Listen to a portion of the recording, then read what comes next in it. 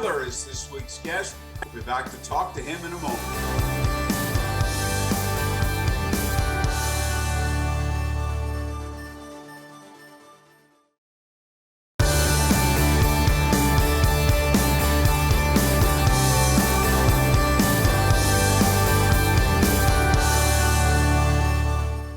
Dyar Miller is this week's guest, a man who spent 51 years in baseball as a player and coach at both the major and minor league levels. Dyar, how are you doing? I'm doing pretty good. I'm doing good. Enjoying retirement. I was about to ask you how retirement is treating you after 51 years in the game. Well, some days I like to go back to work because I think I work harder in retirement than I was when I was playing ball. You know, when you have 6 children and 17 grandchildren, they keep you busy. And a big yard. I've been mowing the yard this morning. Well, be careful. I know. What are your thoughts when you look back at your days in baseball, and it's a long time? What are your thoughts? What comes to mind? Well, my wife and I, Bertha, we talk about it a lot, and you know, amazed at all we had to go through as a couple. You know, being away. I'd be away half the year. You know, I'd leave February 15th and come back sometimes November 15th. So being away from our home here in Indiana was kind of tough. Now, being here all the time can be tough too. So we're getting used to that, but we're enjoying it. And you know, we have a place down in Bloomington. We go boating once in a while and fishing. It's been real fun. Tell us about getting into baseball as a player, because it was not a conventional route and you changed positions, and tell us that whole story. Well, I was, you know, I grew up in a little small town, Decatur County, and I was lucky enough to have a good high school basketball coach. He helped me get a scholarship to Utah State. So I played 1 year of baseball or basketball there, and then I couldn't make the varsity, so I started playing baseball. And then when I come back in the summer, I would play in this Tri-County League in Batesville, Indiana. And a bird dog Philly scout started watching me. But his name was Ed French. He was a bird dog for Tony Lucadello, a famous scout in the Phillies organization. And so we played on Sundays and sometimes Wednesdays. And he approached me one day and said, "Hey, if you don't get drafted, we'd like to sign you." So I didn't get drafted. You know, I had a little trouble hitting, but I could always throw. So he took me out. He took me to a tryout in front of Tony Lucadello, his boss, up in Richmond. I played in a game up there where the Richmond Roosters play now, a great big old ballpark. And I caught and I pitched, and they thought I looked better catching. I threw a bunch of guys out, made some good plays. So I signed with Philadelphia as a free agent. So drove over, my dad drove me over to Dayton, Ohio, July 7th. This is an anniversary, July 7th of '68. I forgot about that. So I signed there, and then I was had to report to the Northern League in Huron, South Dakota. Dallas Green's first year as manager. He had just retired. So I didn't do very well hitting. I played in some games, but I didn't hit much. So after about 3 weeks, 4 weeks, they said, "Hey, we got to release you." So I was released. And then, you know, during the Vietnam War. So I got out of college. I was 1A. So I was going to get drafted. I got my orders to report to the draft. A week later, I got my orders to report to the Air Force Reserve Physical.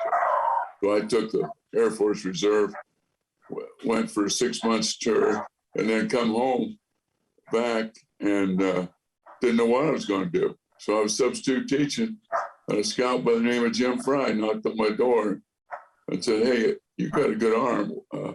I'll take you down with the Orioles in spring training if you'll be a pitcher. I don't want you catching anymore." So I started pitching and went spring training, Fernandina Beach. That's just north of Jacksonville, Florida, in 1969. And Oh boy, I was 69, 1975 on my 29th birthday. I made it to the big leagues with the Orioles. It's a terrific story, and you got 7 years in the big leagues with the Orioles. And when you got there, tell us about the man you played for, Hall of Fame manager Earl Weaver.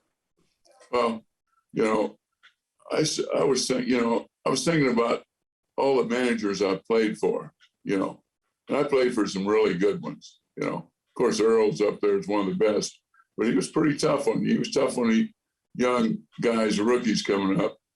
And, but I didn't really appreciate him so much as a player until I got on the coaching side. And I thought to myself, hey, that son of a gun was pretty darn smart. He was pretty damn good. So we became pretty good friends later on. But I don't think any players, it's legend that him and Jim Palmer, I mean, they didn't get along at all. They would always argue. But he wasn't real close to his players, but he liked his players. He was a good manager. One of the men you played for also is a guy you had a real special relationship. You played for him with the Angels and then in Louisville too. Tell us about Jim Fregosi. Oh, well, I pitched against him. He was still playing when I was playing for the Angels. And one day they fired our manager, Dave Garcia. And they said, hey, Jim Fregosi's going to come here to manage. That was Gene Autry's Bobo. Gene Autry owned the club. He really liked Jim. So Jim come in there to manage. And he pitched me a lot that year. And we built kind of a relationship. I was there with Jim a little over a year. And at that time, you had to have 4 years to be a vested member on the pension plan. So he calls me in about a week after I got my 4 days. And he said, hey, I'm getting tired of fighting for you. The GM wants to trade you. He doesn't like you for some reason. But I held out. I got your 4 years. I said, well, thanks. So I got traded to the Blue Jays, which was Buzzy Bavasi's son, Peter Bavasi. And then a few years later, after I got out of the big leagues, I was playing in Louisville, and me and Jim really hit it off big down in Louisville. I was with him there 2 or 3 years. I pitched for him in Louisville, and I helped him coach with the pitchers. Also coached third base for him there. And then when he went to Chicago a few years later, I was a coach with him in Chicago with the White Sox. Yeah, you were his bullpen coach. And what about the story when you were in Louisville? I think you had pitched a few days in a row, or you had pitched at one particular day, and he said to you, you won't get in there tomorrow, but you did. Yeah. Jim was pretty good with the players. He'd say, hey, tomorrow, don't worry about it. Hey, don't even wear your spikes. He told me, don't even put your spikes on. Tomorrow, you won't even go in the game. Just go to the bullpen, take it easy. So I did. About the 8th inning, he calls down. He said, hey, Dyar, did you have your spikes on? I said, yeah, I wear them all the time. He said, well, get up. You're coming in the game. So he calls me in the game. And I said, hey, I thought you wasn't going to use me. He said, hey, Dyar, I lied. So what are your thoughts? He was a fun guy to play for. He was a fun guy to play for. You pitched in the big leagues 7 years, and you said you didn't get there till age 39. Tell us some highlights that stand out. Age 29, I'm sorry. Tell us some highlights that stand out from your big league career as a pitcher. Well, I got called up May 29th, and I could. People ask me, what's the best day of your career? And that's probably it, getting called up. Excuse me. So, the trainer, Herm Snyder, I think, was our trainer in Rochester, New York. And we were playing in Richmond. He kind of gave me a heads up. Hey, Dyar, I think you're going up. I get back to my room, and my manager, Joe Altobelli, another good manager, by the way, called me and said, hey, Dyar, you're going up tomorrow. Herm will bring your ticket up to you. Well, hey, I flew first class, first time I'd flown first class from Washington, D.C. to L.A. And that was nice, sitting in first class watching Waldo Pepper, I think, that movie about flying. And that was a big day. That was awesome. So that was the 29th. I believe we had but June the 1st, when we were there, I believe it was Ryan threw a no-hitter against Palmer, which I said, wow, this is big league baseball here at its best. But I didn't get in the game until June 9th, and that was kind of hard for me to, be off for a week or so. So I come in the 12th inning and face Billy Whams. That's the Hall of Famer with the Oakland at that time, formerly with the Cubs. And I struck him out, and Dave Duncan, a guy that was a catcher, but become famous as a pitching coach later on, was my catcher. Struck him out on a 3-2 fastball in the 12th inning with a couple runners on. It was a tie game. Then I got out of that inning, and then I think Billy North got a single, and somebody got a broken bat hit. So I wound up losing that game, but that was pretty neat, coming in from the bullpen for the first time in Baltimore. We'll have more with Dyar Miller after these messages.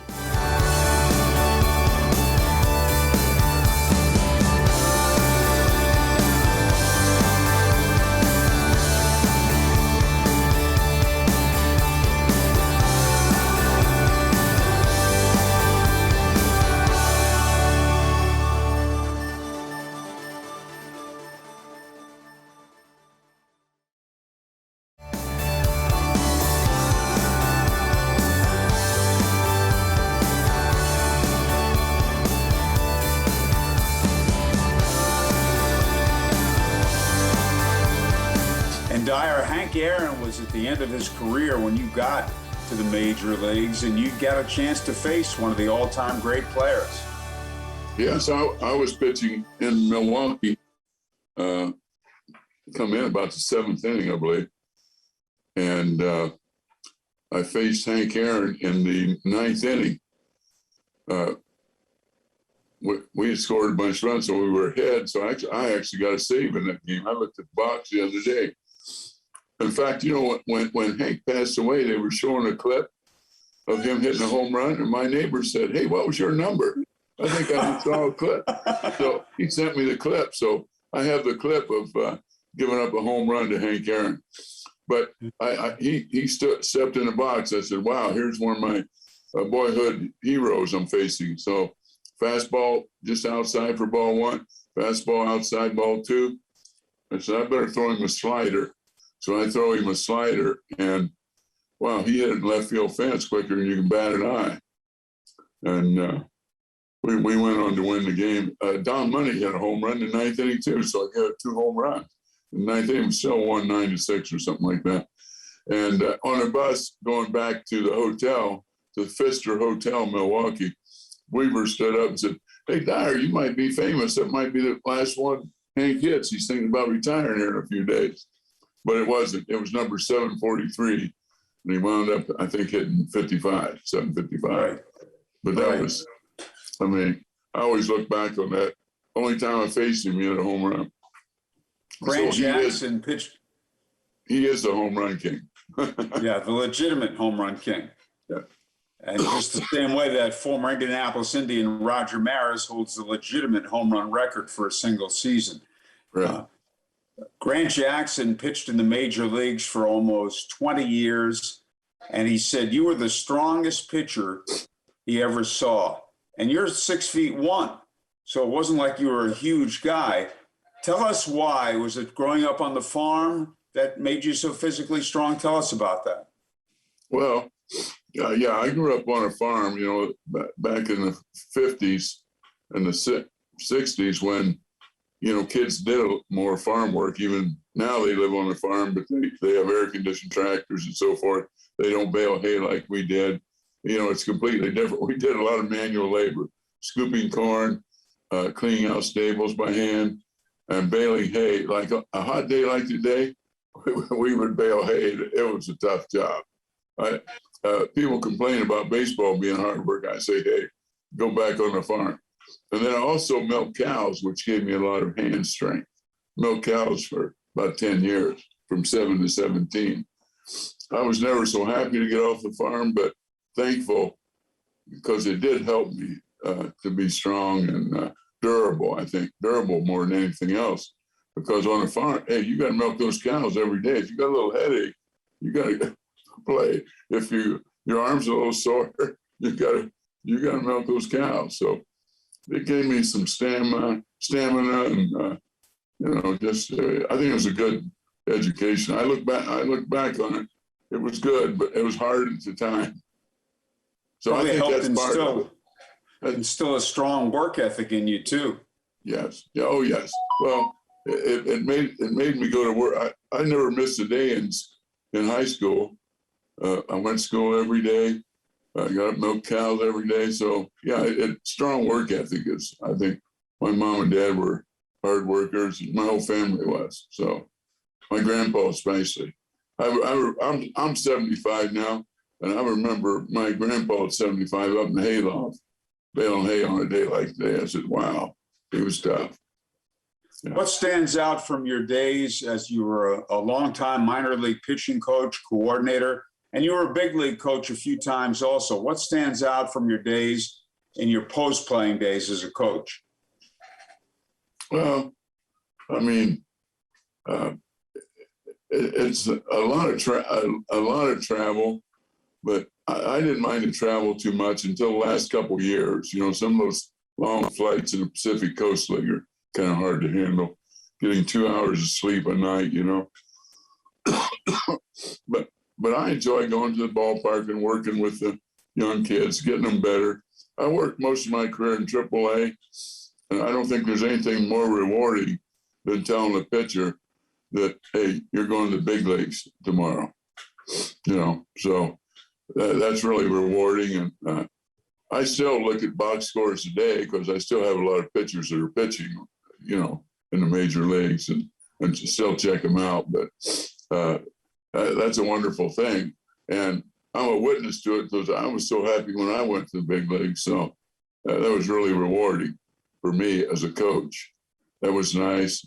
Travel wasn't too bad, but just going to all the nice places too. You know, I saw a lot of, especially when I was a pitching coordinator, I had a little more spare time, and I would go. I was a history major, so I like Civil War battlefields and stuff like that. I was to the White House one time for a visit, and you know, the travel. I got to see a lot of the country. You know, I met a lot of nice people. Hey, baseball's a great family. You know, a lot of good people in baseball. I can't say that I've met anybody that I don't like. You know, Grant Jackson. He was my. You know, he just passed away this year. I couldn't believe it. But he was my, when I went to Baltimore, when I got called up, he was a left-handed reliever at the end of the game, and I was a right-handed reliever. So we were teammates for a while. And really nice guy, and a good coach as well. He sure was. He was the Indianapolis Indians pitching coach for 4 years. Now, Right. 2012, after decades in the minor leagues as a coach, you got a chance to be a coach with a very good St. Louis Cardinals team. Right. Oh, in 2012, you know, when I look back on it, that's kind of a highlight too, because I hadn't been to big leagues since '88, and I was hanging on, trying to get more time because another year or two would have helped my pension. So finally, I got a chance to go up with the Cardinals after Tony La Russa retired. Mike Matheny called me, and I got to spend a year in St. Louis. That was nice. And we had a pretty good team. We got to the finals of the National League Championship. We were up 3-1 and then lost 3 straight in that series. What are your thoughts on the way the game has changed with the emphasis on analytics? And I think there's a major issue now with all the strikeouts in the game. Well, there's no question. And this started happening when I was in St. Louis as a coordinator. When the game, they started bringing in a lot of these analytic people and sabermetric stuff. And so my boss told me, he said, hey, this is the way the game's going. You know, Mosaic said, hey, this is the way the game's going. If you guys don't want to, you're going to have to get off the bus if you don't want to do it. So we were one of the first organizations. Now everyone's doing it. And it run a lot of good baseball people out of the game. You know, they just didn't want to, because it's a different style of ball. Like you mentioned, there's strikeouts. You know, as a pitching coach, I used to teach pitching down in the strike zone. Now they teach pitching up, four-seamers up, you know, because they swing and miss that pitch. For some reason, it looks good, but they swing and miss because they're trying to lift the ball out of the ballpark. They have an uppercut swing. So that's changed the game a lot, I think. And they just have a groove swing. I think it'll come back a little bit because some of these guys will want to start getting some base hits the other way, start to hit the ball the other way a little bit. I think that'll change it. You know, baseball, the heck, Cal Ripken used to tell me that. He said, this is a great game until they put the human in here and messed it all up. But baseball can overcome that. It's such a good game. So there's been ups and downs before, so I'm sure we'll get through this one way or another, but it is a different game. Dyar, it's great spending time with you. I thank you very much, and it's always been a pleasure, and I cherish our friendship. Thank you very much, Howard. Good to see you. I'll see Dyar you Miller. at the ballpark. That's right. We'll have more in just a moment.